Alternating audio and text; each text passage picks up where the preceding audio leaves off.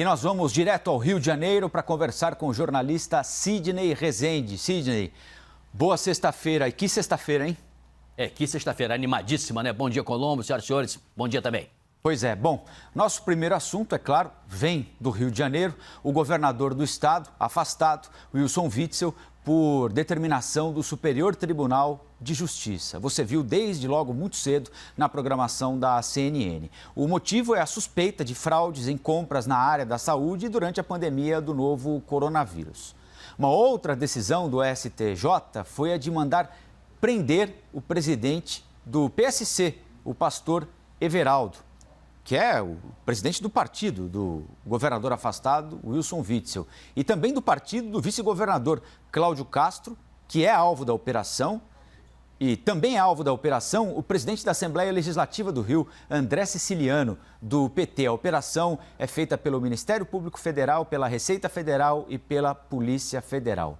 Sidney Rezende, que conhece muito bem da política nacional, mais precisamente o Rio de Janeiro, em detalhes já de muito tempo, não é, Sidney? Queria que você tentasse explicar o que é que acontece com o Rio de Janeiro. Vou tentar lembrar aqui de cabeça: Moreira Franco, o casal Garotinho, né? Antony e Rosinha, Sérgio Cabral, Pezão. Agora, com 1 ano e 8 meses de mandato, o ex-juiz que tinha como bandeiras o combate à criminalidade e à corrupção, Wilson Witzel, afastado do cargo.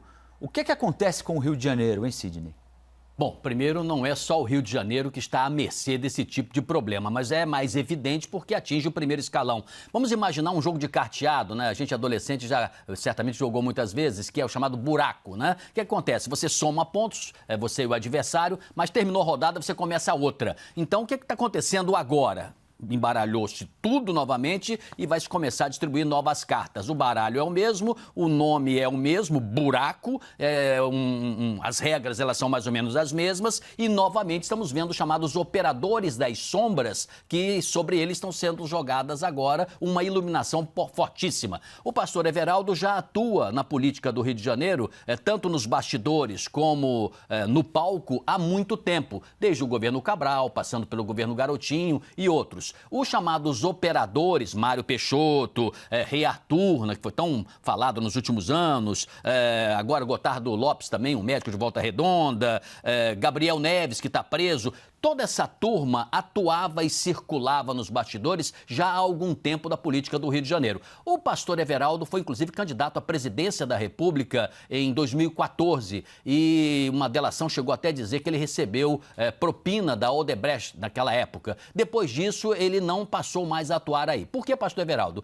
Ele é evangélico de uma denominação chamada Assembleia de Deus, que é a maior do país, e ele tem uma igreja onde ele atua em Madureira, que é um centro muito populoso e muito tradicional. Então, a partir dali, ele começou a fazer, e presidente do partido, uma rede de relacionamentos. É um político que atua, como eu disse, há muito tempo, muito cuidadoso, tem temor de ser grampeado, a sua circulação ela é restrita. Quando ele quer conversar com alguém de maneira mais particular, ele conversa na sede do partido, no centro da cidade, uma conversa bilateral. Dito que ele tem influência em órgãos públicos que acabam reunindo muitos cargos e muito dinheiro também, esse tipo de coisa. Agora, os outros que eu citei também agem da mesma forma. Lembrando que o pastor Everaldo, ele chegou, inclusive, a batizar o presidente Bolsonaro no Rio Jordão, onde estava lá, inclusive na presença, o senador Flávio Bolsonaro, filho do presidente. Então, é uma pessoa de circulação deste nível. Você me pergunta, o que acontece com o Rio de Janeiro? Acontece que o jogo não muda. Ela é uma política que acaba sendo, infelizmente, provinciana. Curiosa acontecer numa ex-capital da República, numa das mais importantes cidades do mundo, num dos estados mais ricos da federação, mas você tem até hoje esse tipo de processo que faz com que se desvie dinheiro, se tenha propina, se tenha licitações fraudulentas. Então, isso acaba envolvendo também os governadores e acaba-se, de certa forma, numa ciranda, eles acabam num emaranhado, quando muitas vezes eles até não são os agentes principais e são envolvidos. E muitas vezes eles se associam. E aí que entra a justiça para tentar botar ordem na casa. Mas, pelo visto, não está conseguindo. Agora, Sidney, o que é que o governador em exercício, Cláudio Castro, vai poder oferecer ao Rio de Janeiro neste período de mandato, que a gente não sabe exatamente quanto vai durar também, se ele vai cumprir o mandato todo ou não. Tudo é absolutamente imprevisível neste momento. Há decisões importantes para serem tomadas. Na semana que vem, por exemplo, nós saberemos se o Rio de Janeiro vai continuar no regime de recuperação fiscal. Dentro em breve, o governador do estado, seja ele quem for, vai escolher o novo chefe do Ministério Público, que tem implicações importantes com investigações muito relevantes que envolvem, por exemplo, o filho do presidente da República. Há a situação calamitosa da segurança pública. Ontem foi mais um dia trágico no Rio de Janeiro, né, com a morte de uma mãe de uma criança tentando proteger o filho, enfim, aquilo que a gente está habituado também a ver quase que diariamente, não só no Rio, mas de maneira mais evidente no Rio, por tudo que o Rio de Janeiro significa. O que é que esta figura, Cláudio Castro, pode oferecer ao povo fluminense? Quando o processo de impeachment começou a ser discutido, ainda não tinha sido nem iniciado na Assembleia Legislativa, na Alerj, se discutiu se deveria condenar aí, para começar um processo, a chapa, portanto, Wilson Witzel e Cláudio Castro, ou somente o governador. Se convergiu politicamente para que as baterias se voltassem contra o governador. Então, a saída institucional e política no mundo das articulações do Rio de Janeiro salvaram Cláudio Castro de uma investigação mais profunda na Alerj. Então, os políticos querem Cláudio Castro no poder, para dar uma saída, vamos repetir aqui, institucional. No entanto, é preciso ver o que a Polícia Federal já reuniu de provas, como será a investigação daqui para frente em todo esse processo que envolve estes cardeais da política fluminense, e vamos saber o que a Justiça vai decidir. Se de fato é o que está aparecendo, afasta-se o Wilson Witzel. Ele tem 180 dias para reunir as provas devidas contra os eventuais ataques e acusações que venha a receber, mas fora do governo. Assume-se Cláudio Castro. É preciso saber como é que ele vai conduzir em relação ao secretariado, dizem até que ele vai fazer mudanças, e como será essa sua gestão. Brasília vê com bons olhos a relação de Cláudio Castro com a família Bolsonaro, com o poder central, é excelente. Cláudio Castro foi vereador, amigo de Carlos Bolsonaro, à época que ambos dividiam a legislatura.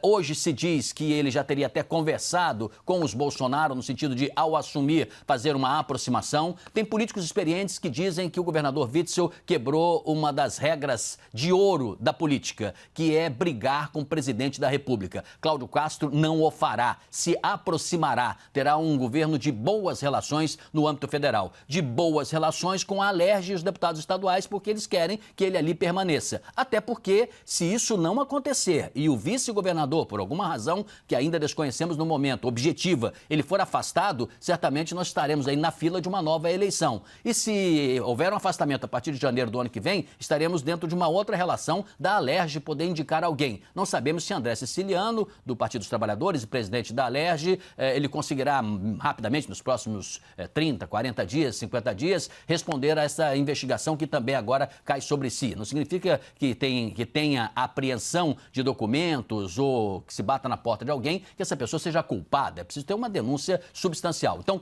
Cláudio Castro fará um governo de boas relações políticas, e é assim que ele vai se sustentar. E mexerá nos próximos 60 dias no secretariado.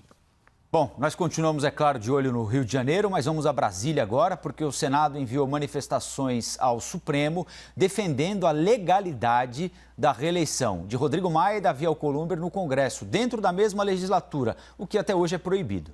O Senado argumenta que não cabe ao Supremo decidir normas internas do Congresso. E sustenta ainda que a função dos dirigentes das casas legislativas é de natureza executiva. Portanto, cabe a reeleição, assim como para um presidente da República, um governador de estado, para um prefeito. Essa brecha encontrada pela advocacia do Senado, se é que você concorda com esse termo brecha, te convence ou não, Sidney?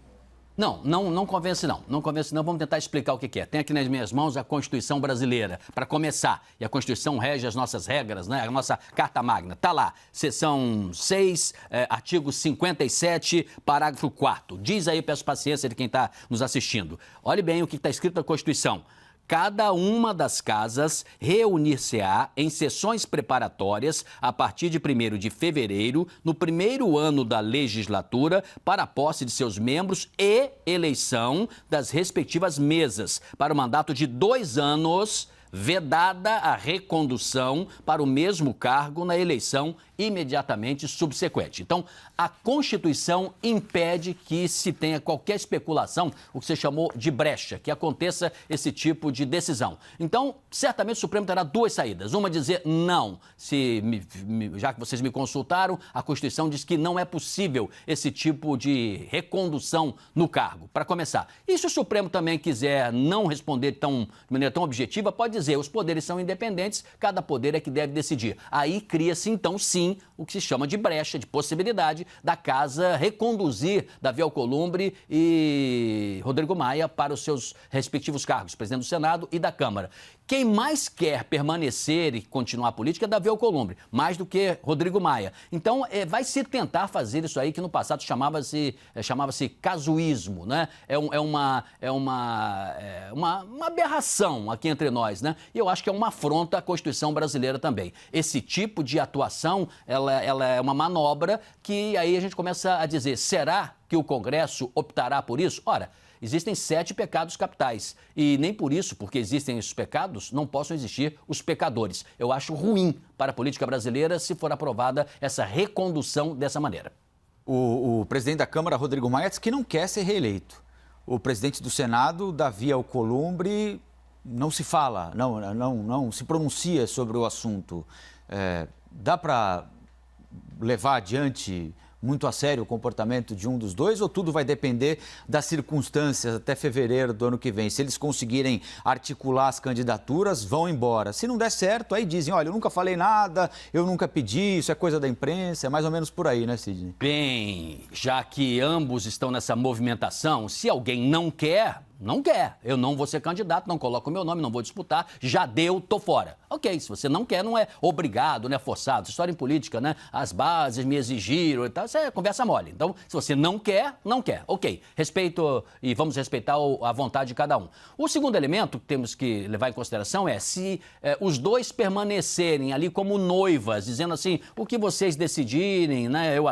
Nós aceitamos, embora eles queiram permanecer, se assim for a decisão de Alcolumbre e de Maia, sendo assim, vai ter que ter uma conversa, ainda que com outro poder, né, com o Executivo, com o presidente Jair Bolsonaro, que será também um importante eleitor, inclusive na Câmara, por conta da boa relação com o Centrão. Então, as partes vão se entender para permanecer nessa maneira. Agora, se disser, não, a independência total dos poderes, o Legislativo não vai levar em consideração nada, nem a Constituição, nem o que disser o Supremo, muito menos o desejo de vontade dos governistas e do presidente Bolsonaro, nós vamos na raça fazer isso, porteira fechada, aí tem que combinar com os senhores parlamentares. E hoje não se tem essa unanimidade. Ambos, Alcolumbre e Maia, têm muita força e muito poder, mas não vamos esquecer que isso é lá na frente, inclusive depois da eleição municipal, com um novo xadrez definido na mesa, conforme, vamos ter que verificar, né, quais foram os vitoriosos no pleito para as prefeituras e vereança.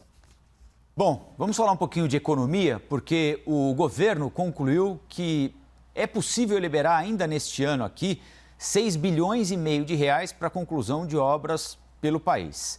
O valor representa 1 bilhão e meio a mais do que aquilo que estava previsto.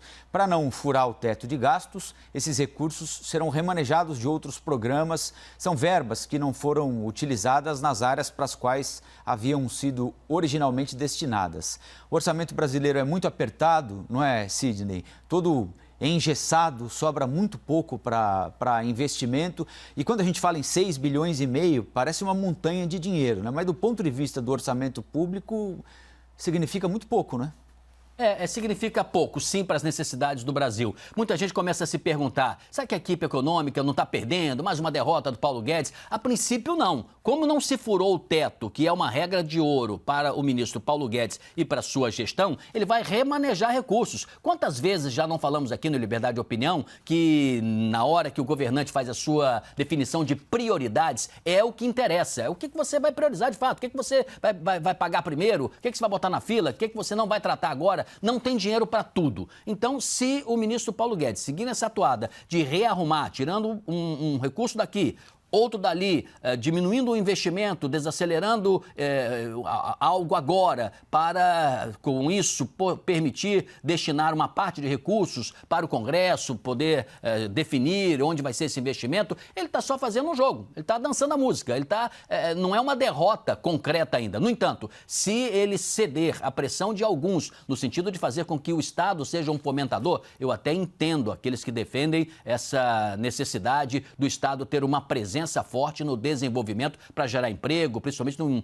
momento de pandemia e pós-pandemia no curto prazo. Eu entendo, mas não é isso que está em discussão aqui. A discussão é uma derrota ou é uma vitória da equipe econômica? A princípio pode ser visto até como uma vitória. Ele conseguiu remanejar e não furou o teto. Vamos só aguardar como é que vai ser essa pressão. Como 6,5 bi não é muito, certamente o jacaré vai pegar esse recurso e vai ficar com a boca aberta pedindo mais carne. Esse é que é o problema. Bom, ainda falando sobre dinheiro, o Senado aprovou um projeto que cria regras para transferência do ISS, recolhimento, Imposto sobre Serviços, que é um imposto municipal. O recolhimento se dará da cidade onde está sediada a empresa prestadora do serviço para o município onde o serviço é realizado.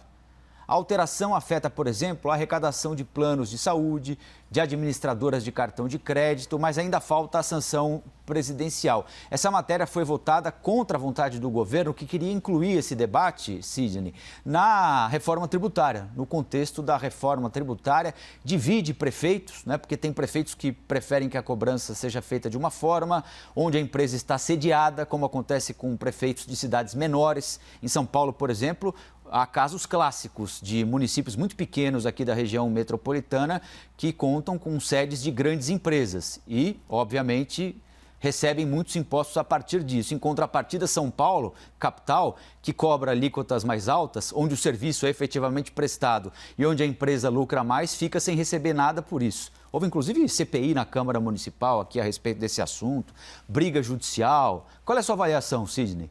Olha, a gente aprende desde criancinha, botou o dedo na tomada, dá choque.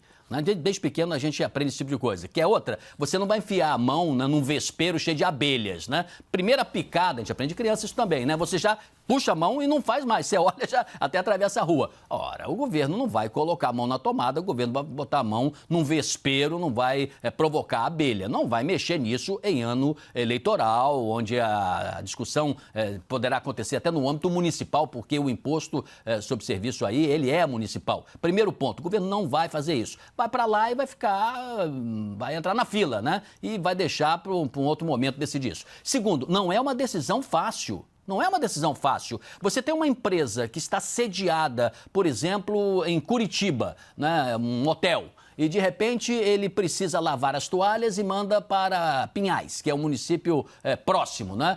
Onde vai ser o imposto cobrado? A turma de Pinhais vai dizer o seguinte, olha, é lavado aqui, é uma lavanderia, trouxe a toalha, não importa de onde ela veio, o imposto tem que ficar aqui na nossa cidade. Mas aí, quando volta, o hotel faz o seguinte, não, mas no momento que eu uso a toalha e coloco nos banheiros, ou coloco nas dependências para uso do hóspede, eu tenho que cobrar do hóspede aqui em Curitiba, né? Então, é um problema. Segundo problema, virtual. Você está se relacionando com uma empresa que tem sede no Rio de Janeiro e com outras empresas sediadas em outros municípios da federação. Só que no momento que você ultrapassa barreiras de outros estados, né, virtualmente, você está tendo uma relação de um outro plano, você certamente poderá suscitar dos estados e dos municípios, né, uma reivindicação, principalmente dos municípios, claro, nesse caso. Ele vai dizer assim, olha, eu também quero ter imposto. Então, não é uma decisão tão fácil. Já teve até 2014 uma guerra, até 2016, uma guerra fiscal monumental. Muitos municípios pequenos reduziram ao máximo o imposto justamente para atrair empresas, e a empresa colocando a sede lá porque valia do início e não no final, né? Ela pagava menos imposto. Por isso tem empresas de telemarketing que você nem entende por quê, que elas atuam em pequenas cidades da federação.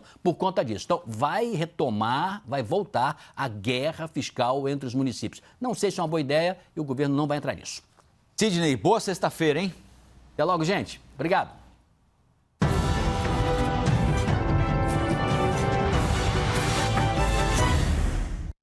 As opiniões emitidas pelos comentaristas do quadro não refletem necessariamente a posição da CNN.